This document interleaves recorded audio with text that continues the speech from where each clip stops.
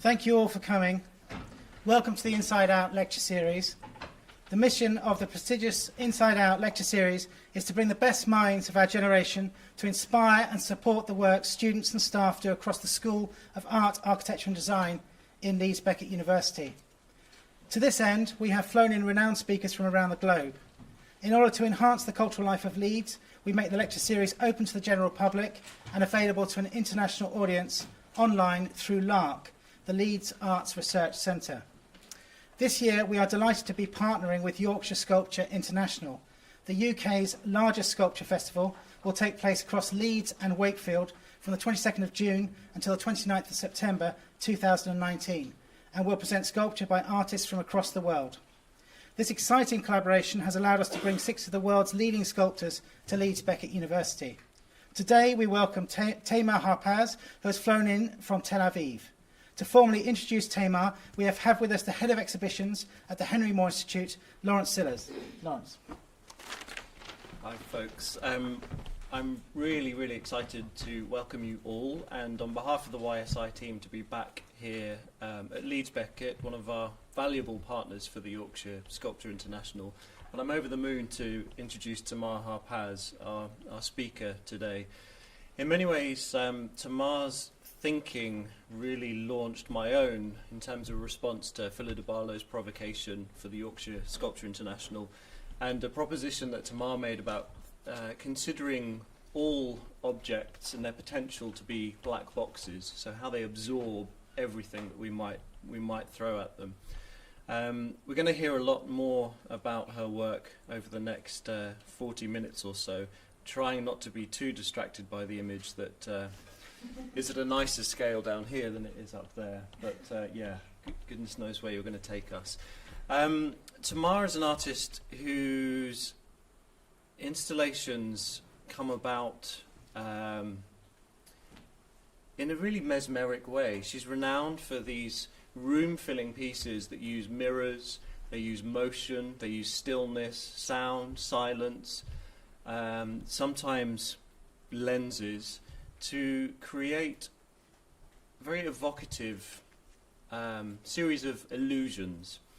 I think to stand in one of her works is to experience a cacophony of information and references that initially can be quite overwhelming, but then something poetic happens, and that feeling of being overwhelmed starts to melt away, and a resolution of narrative order finds itself. There's a lot of room for us and our own responses in her works, but nevertheless they really address histories of feminism, of conflict, of borders, and also of domestic space. And I think whether she uses film is obviously going to be part of the inflection of the talk this afternoon, but whether or not still or moving images are used, and they're often not, to stand in her work is like being thrown into the experience of watching a film as you move from editorial cut to editorial cut. I'm thrilled that she's going to open the exhibition at the Henry Moore Institute for the Yorkshire Sculpture International. Her work will be in the first gallery that you encounter. And I don't know if you're going to give away too much about what we'll see then, but she's not. But I'm really thrilled to welcome you, and I'd be very grateful if you did the same. Thank you, Tamar.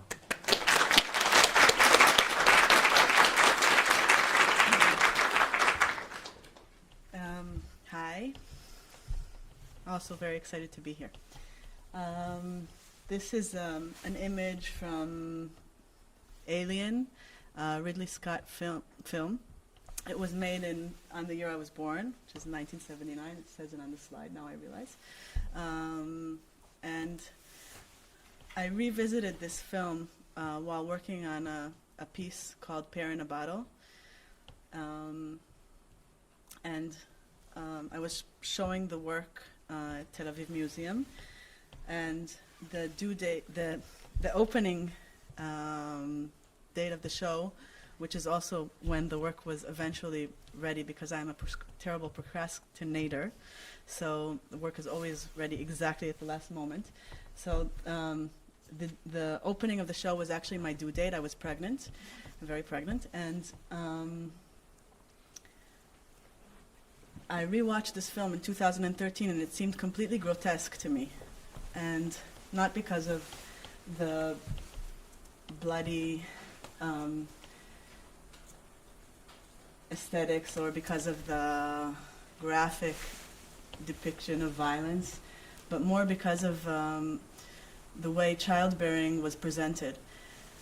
This is one of my favorite films, and I think I rewatched it because I had always thought of childbearing as kind of being possessed by your body being possessed by a supernatural power, or a parasitical situation. But suddenly it came to me that this is completely a outside perspective, and not a perspective of, not a female perspective. So let me just, this is another image from it, the lovely Sigourney Weaver. And at the time I was working on this piece, I was interested in trying to create a real image. A real image, in contrary, well, a virtual image is like an image that we all know is the image where you see the image reflecting behind a mirror. It's behind the reflecting surface. So it seems like it's in the depth. So when you're looking at yourself in the mirror, you see your own reflection as if it is the same distance to the mirror, but multiplied. So it seems like you're standing behind the mirror. Your reflection is standing behind the mirror. A real image is an image that appears to you before the reflecting surface, meaning it looks like it's floating in midair. And this idea, as a sculptor, I found super interesting and exciting. The option to take an object and kind of eliminate all of the things that define it as an object. So you're eliminating its weight, you're eliminating its mass, and you're allowing it to levitate. So I was very interested in it, and after much experimentation in my studio, I had the same revelation that 19th century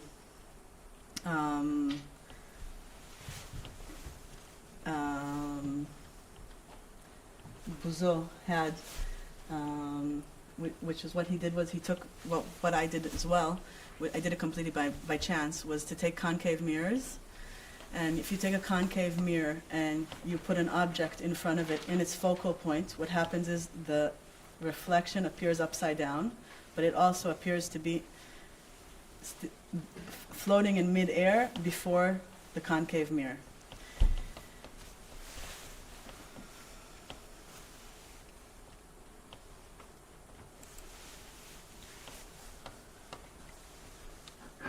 I'll show you the piece for Tel Aviv Museum.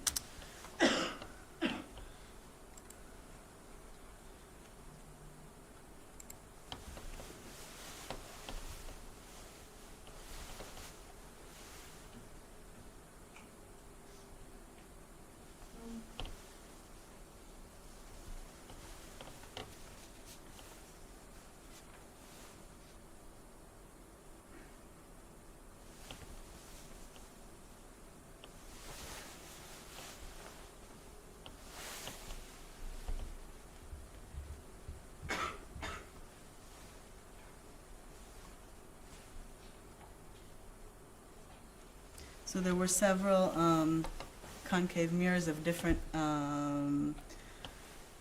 with different depths, and as you can see, there are the objects and there are the floating reflections, and as you move in the space,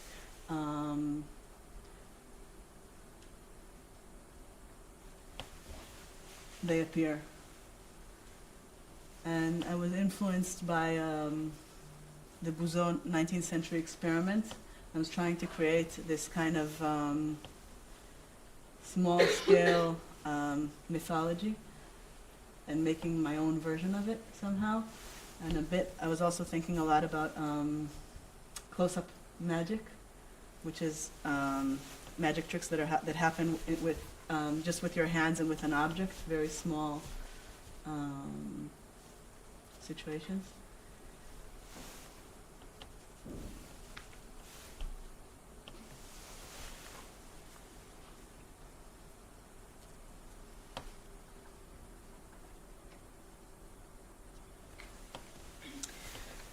So if I go back to Alien,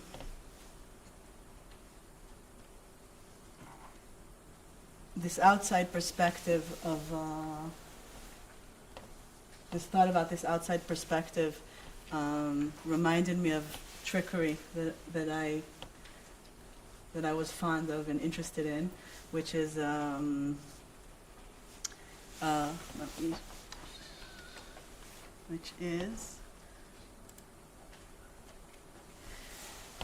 bottle of pear liquor.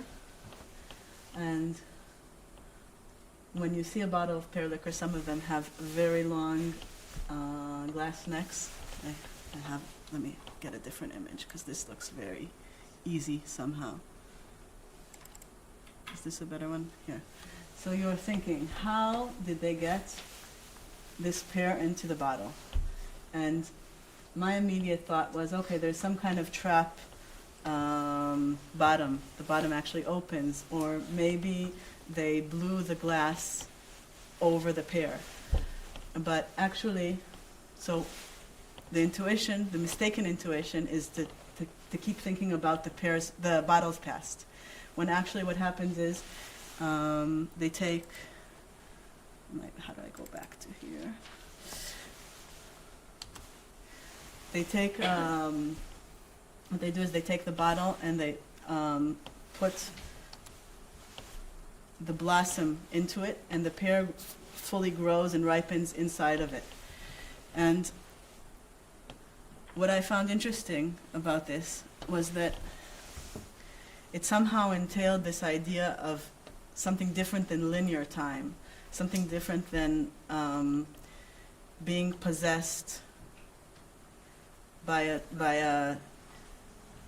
body being possessed by a parasite. But actually, what I realized was that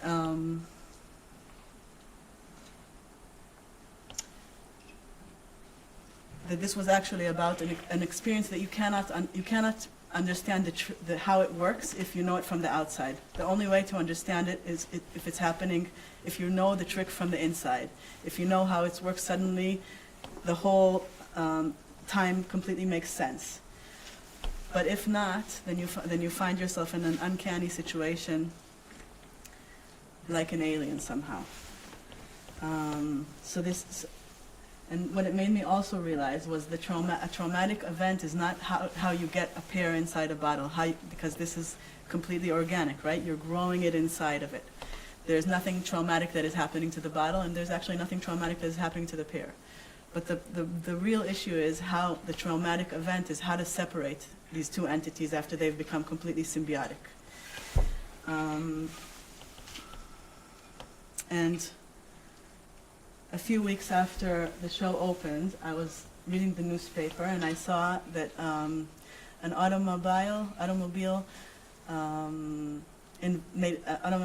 mechanic had a dream, and he invented this dream. Came to him from these do-it-yourself videos that I had been watching exactly when trying to think about how to get the pear in the bottle, how to get the pear out of the bottle. So he had this dream, and this dream gave him the idea of an invention wait, let me just show you this. Wait, I'll show it from here.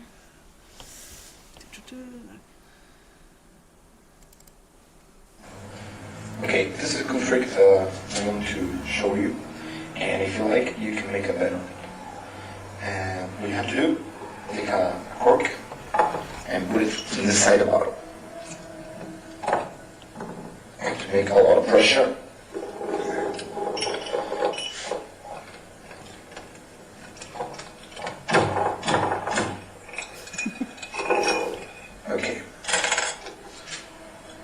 tell you that now I'm going to be able to take the cork of this bottle without breaking the bottle. And obviously I won't be able to use my fingers. So how will you take off the cork from the bottle? Let me show you how. Okay, to take the cork off the bottle, this is what you have to do. Take it across the back, roll it, and put it inside the bottle.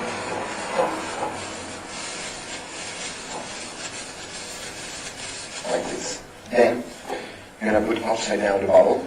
You're gonna let the cork to fall next to the plastic bag. Then you're gonna take the bottle and blow the plastic bag away. Okay.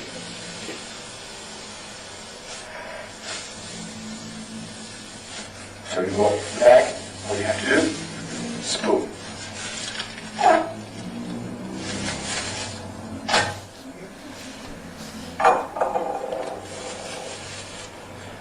Here's your cup.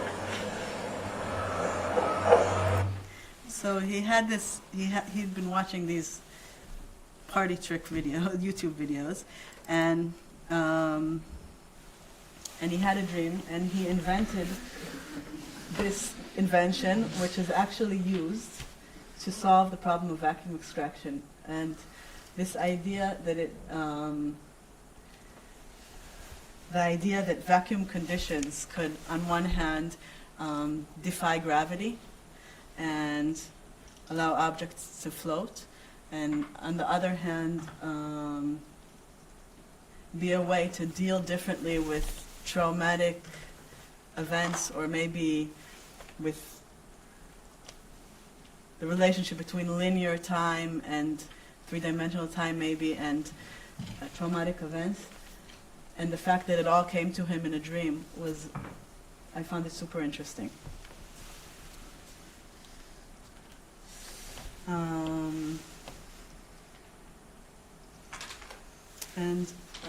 After making this piece, I was in Tel Aviv, and feeling that the political situation and political climate in the Middle East and in Israel in particular was becoming more and more unjust and violent.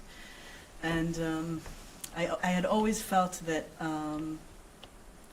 it was critical and urgent and important to create art specifically in this kind of habitat. And even though this was always my standing point, I felt like my hands were tied and I had nowhere more to step. And I applied for a Rights Academy and moved to Amsterdam. And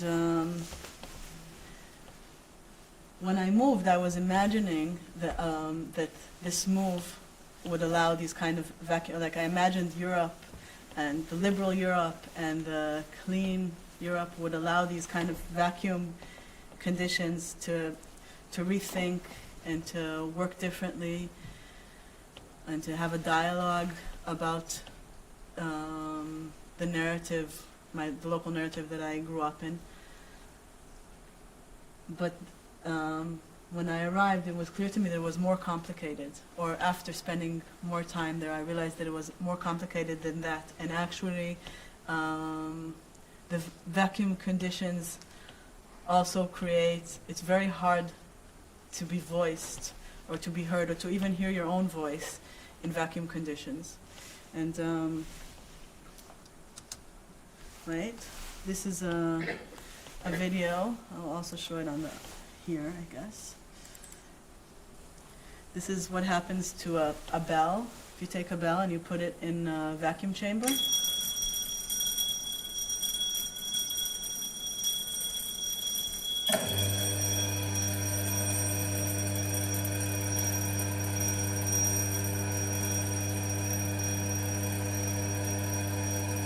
So to be able to hear sound, you actually have to have friction. You have to have something, you have to be able to make something vibrate. And You need a medium through which to hear the sound. And air is one option of the medium. Dirt, pollution, there are lots of things, political tension, there are lots of things that create resistance in life and can allow sound to be heard. And so when you don't have, when you are in vacuum conditions in this situation, what happens is,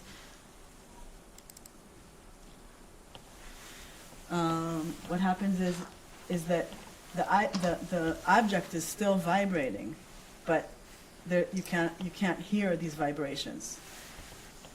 And so the first piece that I made in Amsterdam was called, it was a vacuum formed around one.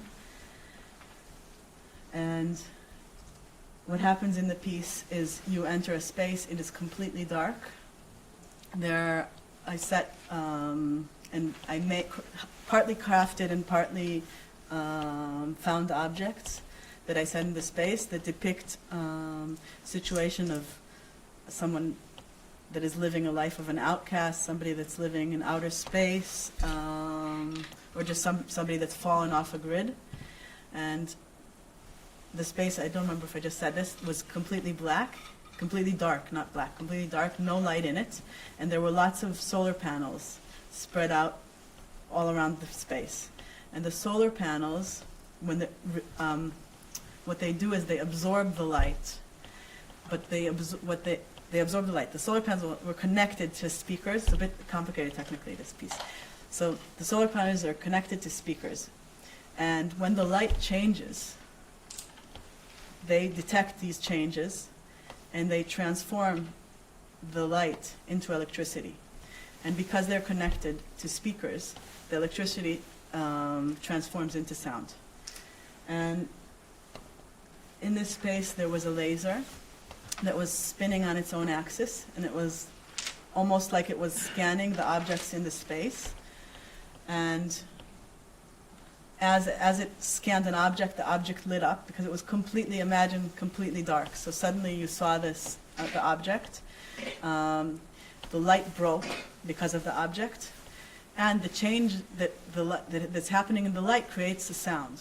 So this was like this kind of relationship, like translating this light into sound. And the soundscape was an abstract of a war zone. So let me show the piece.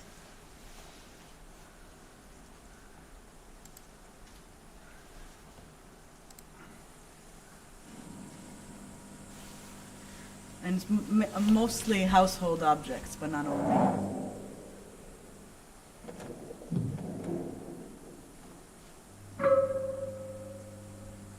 So what you're hearing is the light, actually. Like, there are other lasers that are also. This is the laser that is spinning, and then there's other lasers that are acting like.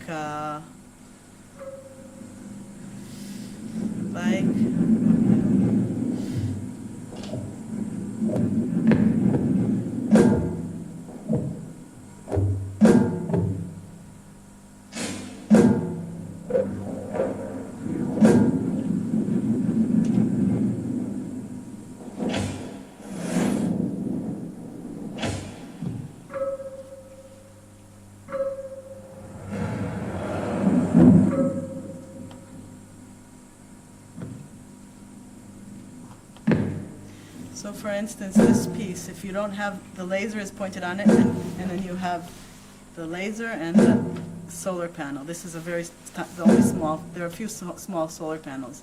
Wait, let's just listen to this.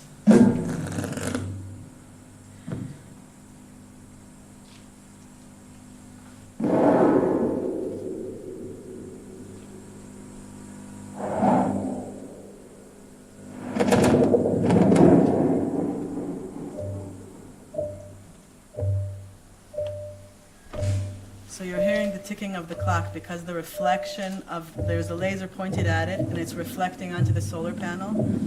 And the solar panel is, the glass on the clock is vibrating with every tick very subtly, and it's detecting this vibration and translating it into that other kind of tick.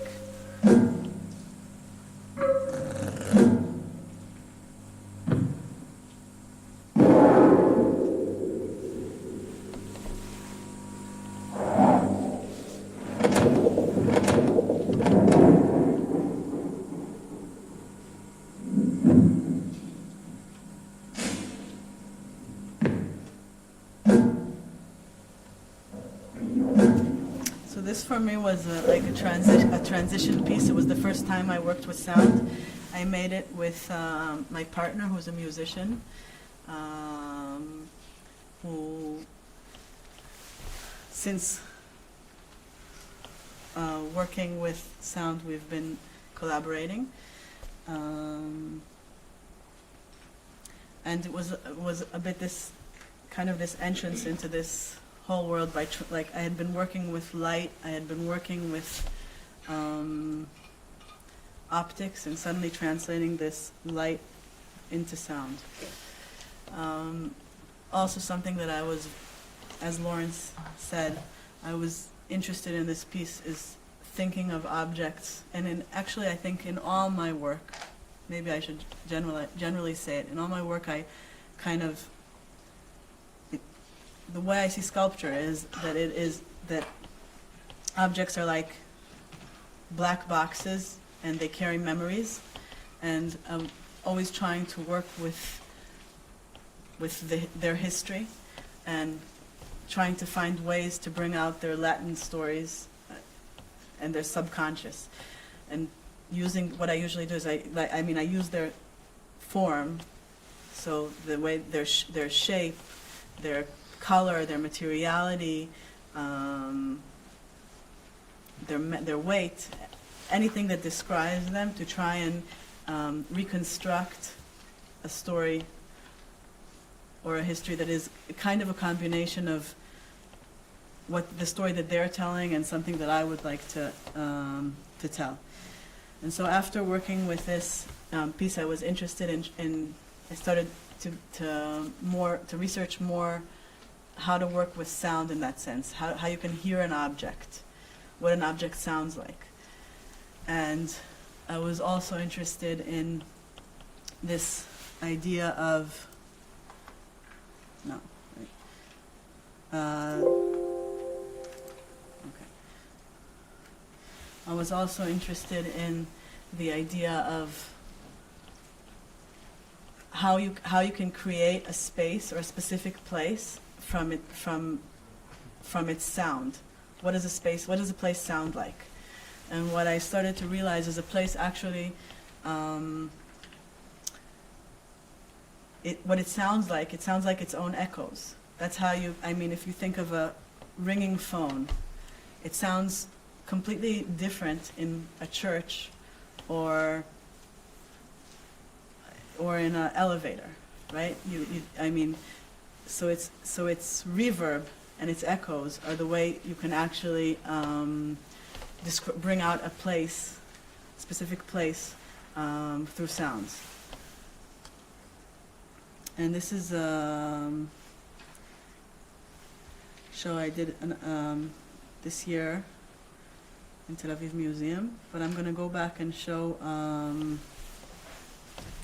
a piece I did in Amsterdam, the Rijksacademy. It was in 2016. It was at the beginning of 2017, actually.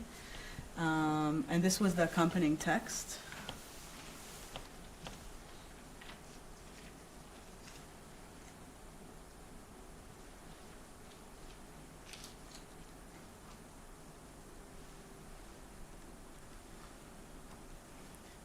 I'll just go through these 3 slides and then continue to talk.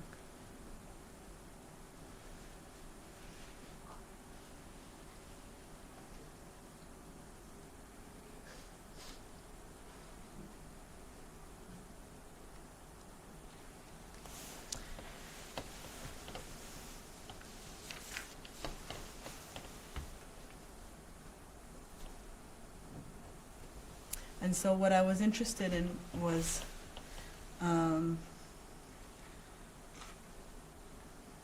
something that I've just recently thought of, and now that now that I showed the text, maybe I should, something that I've been recently interested in is this relationship between objects and a text. And I mean, I've always, for every show I make, it starts or ends with a text.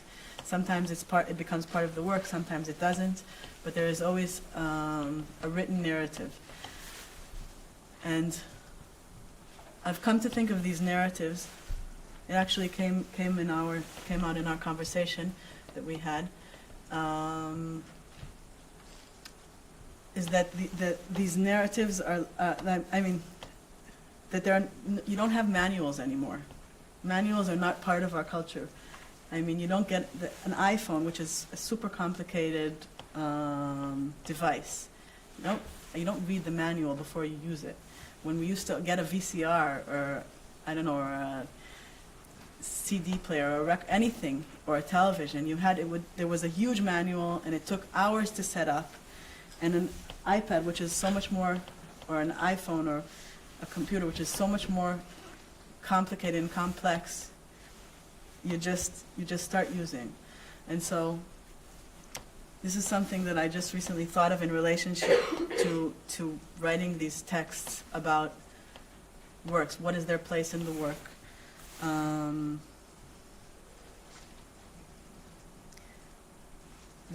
Like, maybe they can act as some kind of a manual to how to approach the work. And I'll describe the work. You entered the room. It felt like a construction site. Very little material. It's the least amount of material I've ever used. Parts of objects or household objects. Mostly all of them were hanging, and all of them were making sounds. There are no speakers in the space. I didn't say this. There are no speakers at all in the space, and everything is wired up with contact mics. And so the objects become the speakers. The objects, so the materiality of the object, if it's made out of porcelain, or if it's round, or if it's made out of wood, or if it's made out of metal, every single thing determines what sound these objects are going to make. And the score was built through the text that you guys just saw.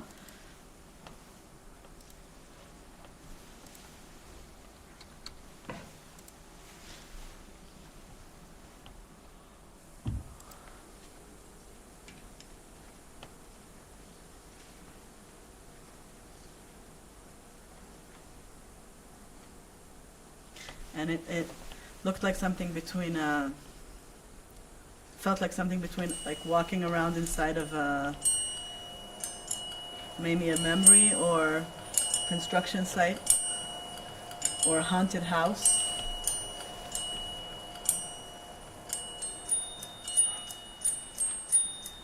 So for instance, what was moving the spoon was actually sound waves were moving. A very low frequency was moving the spoon, making it vibrate and hit the little stick.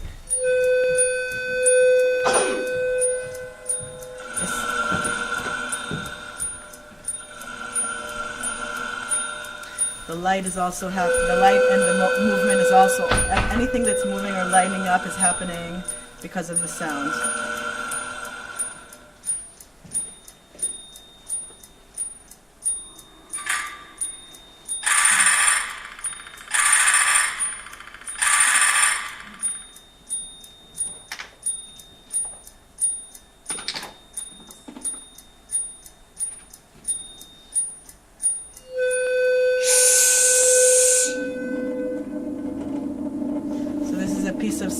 That is riding up on a bass string, and you hear the sound through the drawer, so it creates the sensation of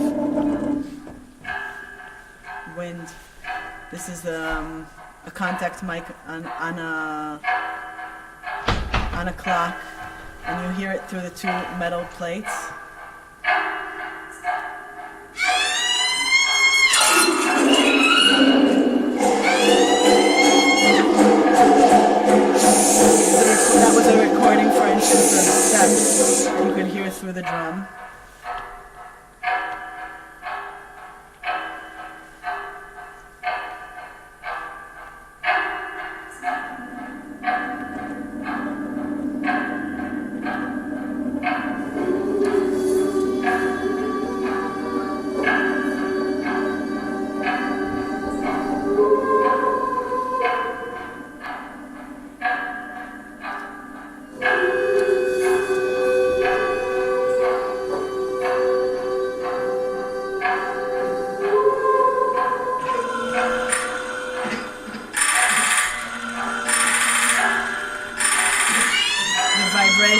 making all the cup spin.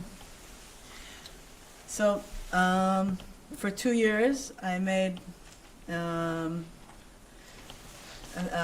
think, around 4 big pieces with this kind of like instrument. Every piece was different, with different objects or in a different score and a different text and a different narrative. Let me show another one. This was I made in, oh no, not this one. Let's see. March Madness. Oh no. No. Let's see. This is a piece made for a place, right? Let me just, it's a place called the Kunstfort. It's on the outskirts of Amsterdam.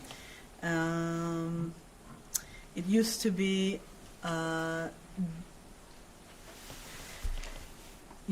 where the king and queen of the Netherlands and all the, the staff of the government would hide if there was a dangerous situation, and it's super 19th,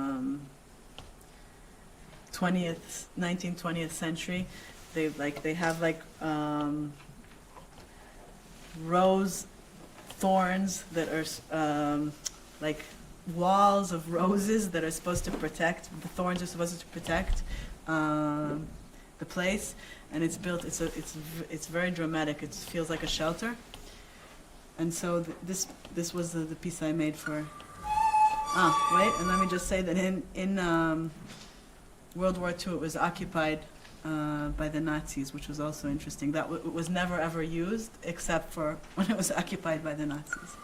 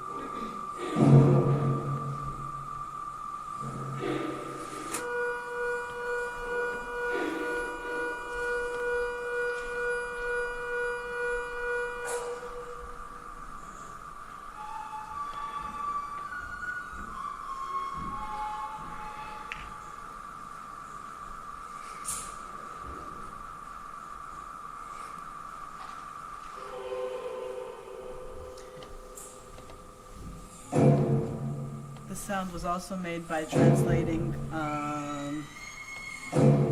the moving. There was a piece of metal that was being pricked, and there was a laser and a solar panel. So if the laser is not there, you can barely hear it.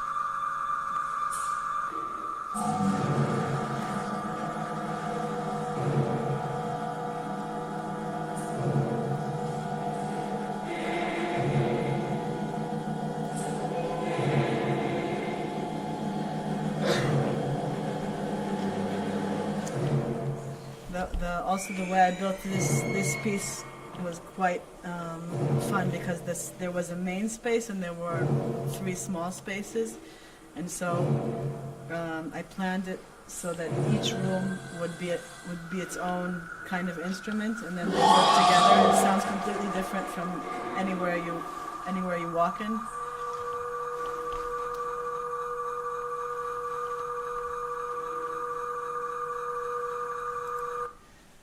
And I'll just show one more piece. Which shall I? Let's see. I'll just leave this text up. This was the text that accompanied show. It was called Crazy Delay. I made it in London, and I worked on the piece mainly in Tel Aviv. So, I mean, I produced lots of the work in Amsterdam, but I worked on it mainly in Tel Aviv. So what I found myself doing was sending in the strangest ways the work. So I started to think about, again, about issues of borders and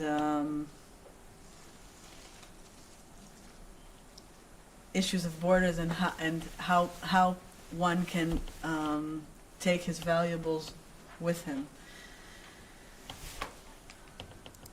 Let's see. Crazy delay. Is this it?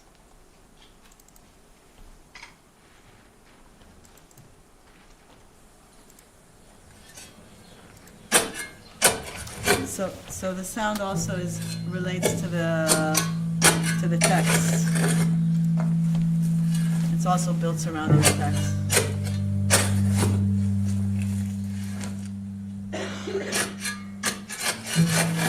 It was also made with in collaboration with my partner Asaf Kazan.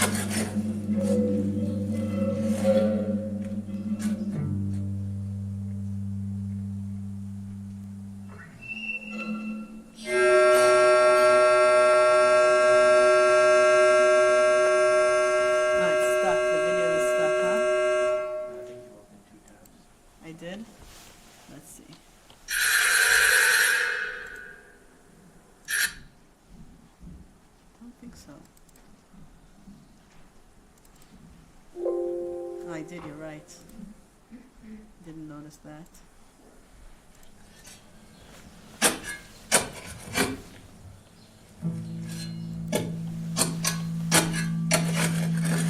And it was the first time I ever worked in full daylight, which was quite also an exciting experience.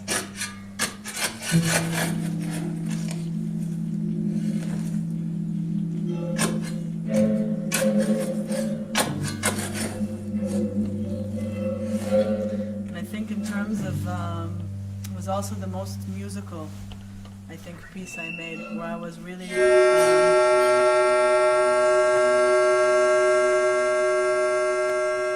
the sound is making this light, fluorescent light, vibrate, and that's making the last move.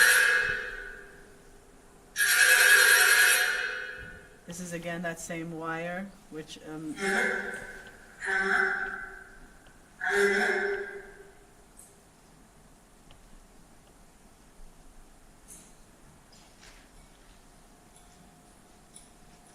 this is the kind of influenced by this instrument that creates large reverb. And then you hear it in the beginning just on its own, and then you hear it through the other objects. So it starts to become, you hear it through the glass.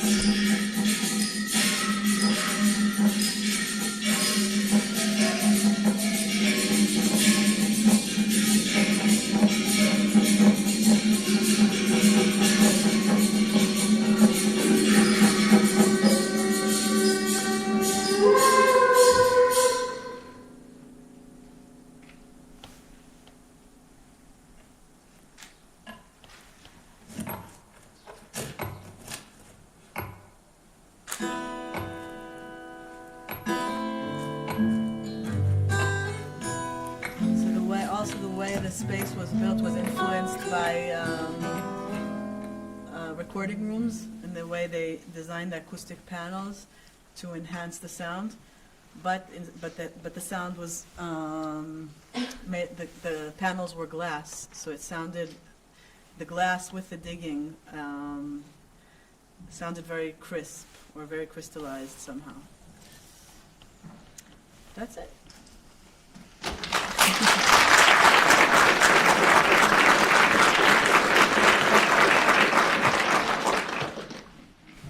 Thank you so much, Tamar. I should have asked you, but you're okay to take questions. Yeah.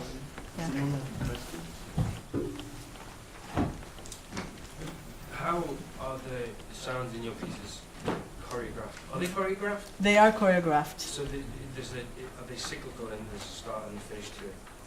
Well, it's an endless. It's a loop. It's an endless loop, and they are choreographed with, with a simple. How can I forget what it's called?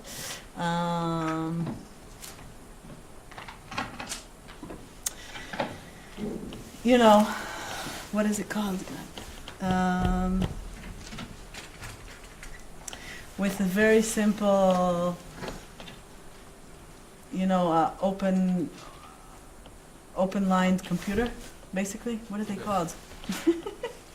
I forgot the name, which is very strange, because I work with them all the time. Arduino, thank you. Yes, that was very strange of me to forget. So it's they're synchronized with Arduino, and the score is very complicated because the way I work is I write the text and I have kind of like a score on the wall of my studio, which is a list of sounds, and a list of sounds and how I want to make them, and then what happens is when you get to the space, because it's not like a a concert or something. The space determines so much because you want the viewer to be walking from place to place to listen to the sound. Sounds that you think sounded great in the studio sound completely different in one space and completely different in a different space.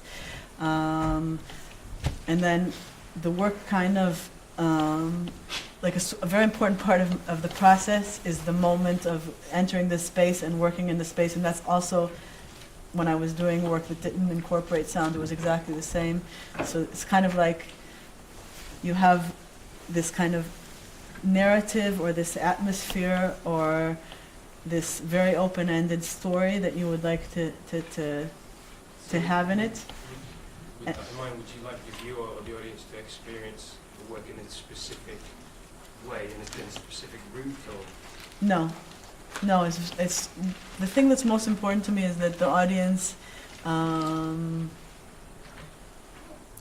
is interested and is active in the process and doesn't, so that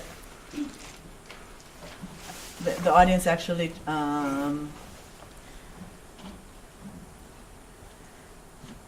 somehow connects to the work or can connect. How would I put it? I think the most important thing to me is that the audience is active, and in that sense, brings its own. The viewer brings its own personal experiences into the work and makes its own connections, and that's why sometimes. That's why I don't see the text as this is the story of the work and this is the piece. It's kind of like as I was saying, like a manual. Okay, in a manual, there's always one way you can play this instrument, and here it is, and just kind of evoking the viewer to use it the way they see fit, but to be in a thinking mode, in a deep thinking mode.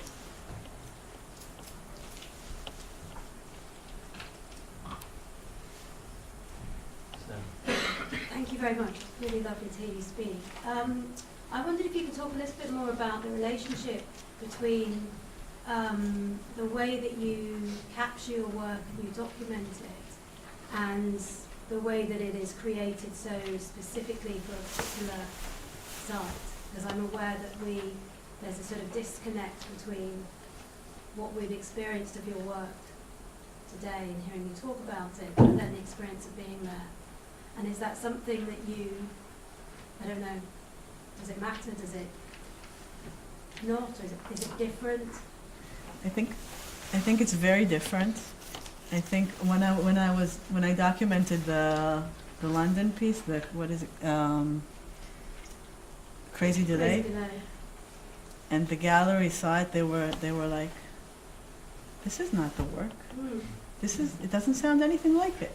And I think what happens when in documentation is that it becomes a lot more like I envision it, like I hear it, like I want it to sound, or like, do you know what I mean? And, Yeah. and less open to interpretation. And very Which mindful, is- it's very, very sort of beautifully documented, edited.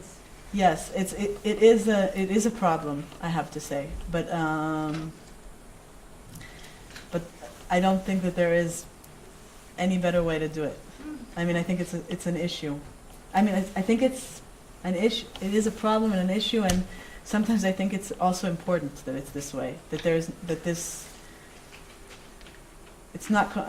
I've said this recently a lot, but it's not commercial work. It has no commercial value, and in that sense, there's something crucial about the fact that it can only live in the memories of the viewers. You know what I mean? It disappears. Yeah. Thank you. Maybe I need to be more radical about that. Just stop documenting. Although strangely, going back to what I said, introducing you, where you move from cut to cut, Yeah. that was very much my experience of Crazy Delay, and Yeah. how I read it there in London was almost identical, certainly in my memory, to how you documented it. Really?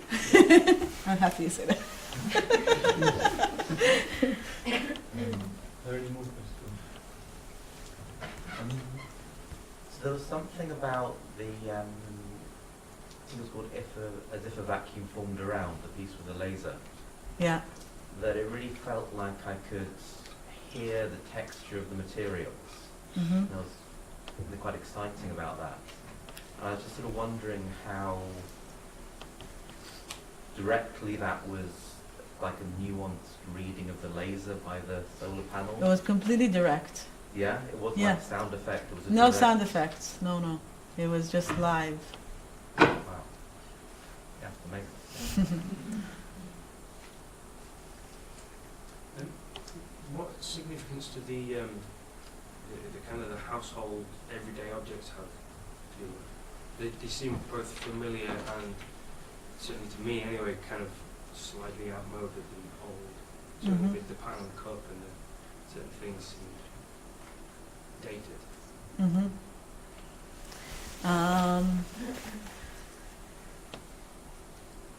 I think that's something that I really have always been interested in. Is the process is, as I said, the way it works with a score or a storyboard or a text. There is some kind of technical adventure that I'm interested in, like trying to figure out how to create a real image, or trying to translate light into sound, or trying to reconstruct space from sound. There's always something. It's a technical and maybe conceptual thing that I'm interested in, and at the same time there's always objects that I start to collect and accumulate in my studio, and they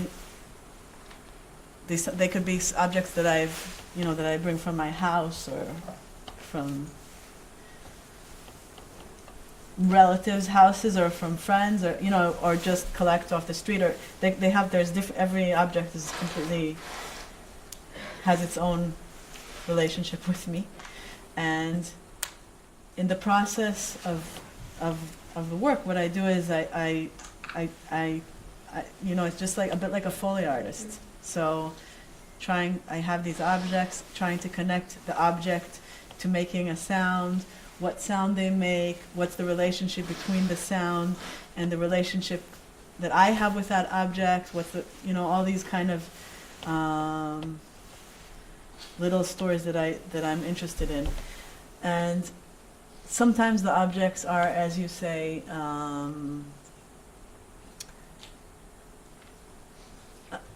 lots of times, they're always household objects. There are exceptions, of course, and sometimes they are outdated. But I had a show that I did in 2012.